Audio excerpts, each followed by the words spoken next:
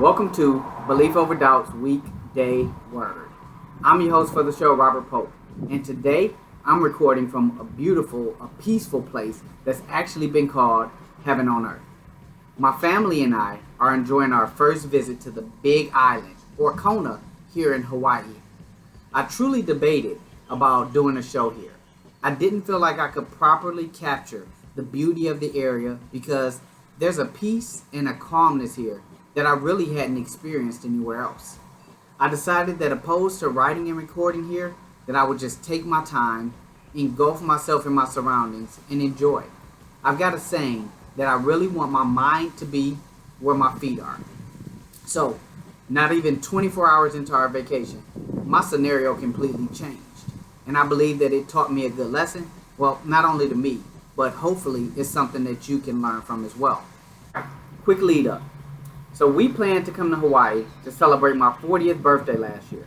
But then, COVID happened, right? So like everyone else, we hid for a year.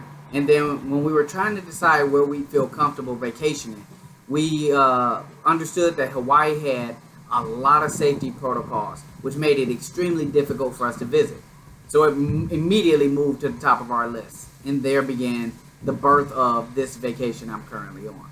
On day one, we go to visit A Bay Beach, which is absolutely beautiful. Check out these images.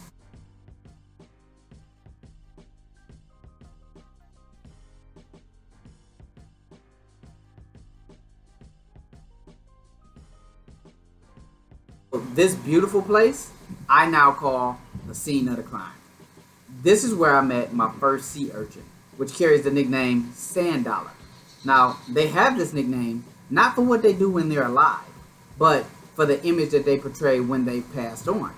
In an article by Awesome Ocean, it says that when dead sea urchins wash ashore, their skeletons or tests are bleached white by the sun. Beachgoers often look at them and think that it's a large silver coin or like American or Spanish dollar. This is not the sea urchin I met. I would have rather been fooled by a fake coin. The one I met was this one.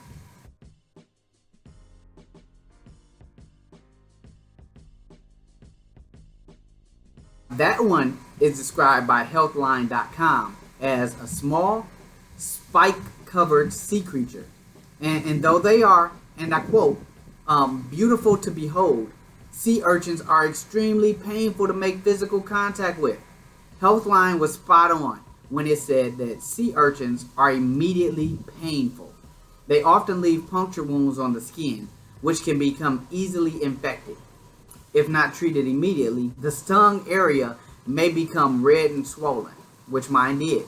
If the skin is punctured, which mine was, the puncture is often blue, black, bruised color, which mine currently is.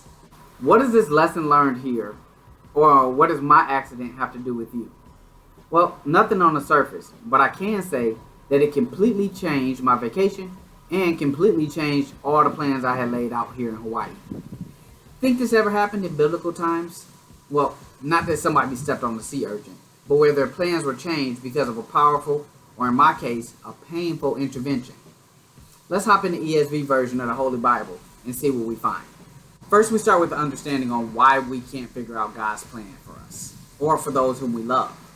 In Isaiah chapter 55, verses 8 and 9, God explains that my thoughts are not your thoughts, neither are my ways your ways. For as the heavens are higher than the earth, so are my ways higher than your ways, and my thoughts than your thoughts. If you've never been married, or in a business partnership, or in a team setting where you guys had to work collectively to reach one goal, then it would be difficult for you to understand how much you have to rely on someone else's knowledge or understanding.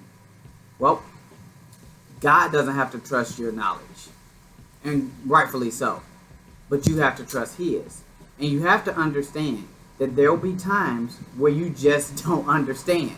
Look, God's plan for your life doesn't just affect you. It can affect people all across the world. Some you know, or some you may not know.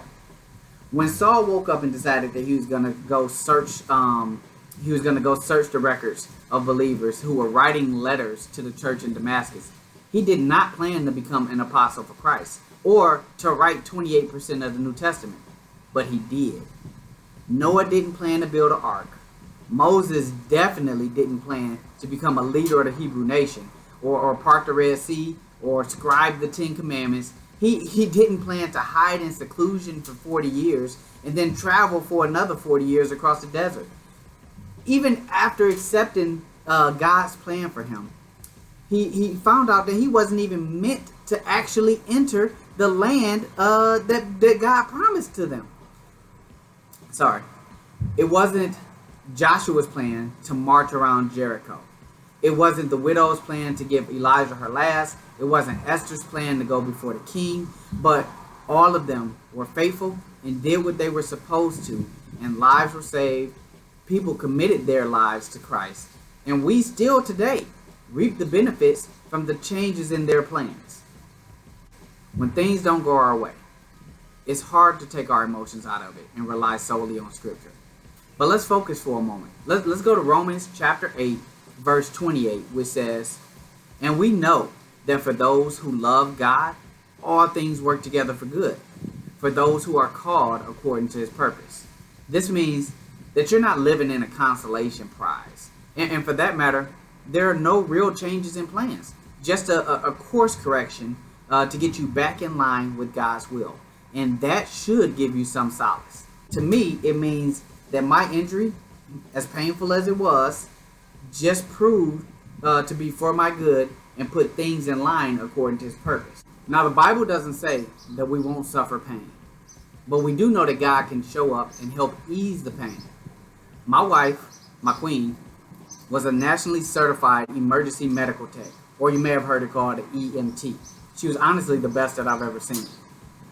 As we are here in Hawaii, worlds away from anybody that we know, on a massive beach, we end up right next to the medical director and chief of staff for a major medical network. And together, he and my wife make sure that I get the immediate care that I need to ease the pain. Then he directed me to where I can go here on the island if the pain continues. The wife of the gentleman whom we rented the car from, she gave me things that I couldn't find anywhere else on the island that are known to help ease the pain in these situations. God was still in the situation. It really slowed me down from just becoming too busy, running around the island trying to find things to do. It slowed my world down. It made me relax with my family and spend quality time with God, just enjoying this paradise that he created. Maybe he wanted me to write this down so that someone out there could hear this message. I don't know. But let us remember Proverbs chapter 16, verse 9, which says that the heart of a man plans his ways, but the Lord establishes his steps. And also in Matthew chapter 16, verse 24, where Jesus told his disciples, "If anyone would come after me, let him deny himself and take up his cross and follow me." Our plan should always be to just be faithful and follow God and let his will be our goal. Because I don't know what your sea urchin story is. I actually would love to hear it if you want to share a bit of it in the comments below. But this happens every day. This one is just mine. Now, I don't know what platform you're tuned in on. Apple Podcasts, YouTube, Spotify, or Facebook. But I do appreciate you tuning in. If you have any questions or prayer requests, please send them to beliefoverdoubts@gmail.com. Be blessed. Be safe. Mahalo.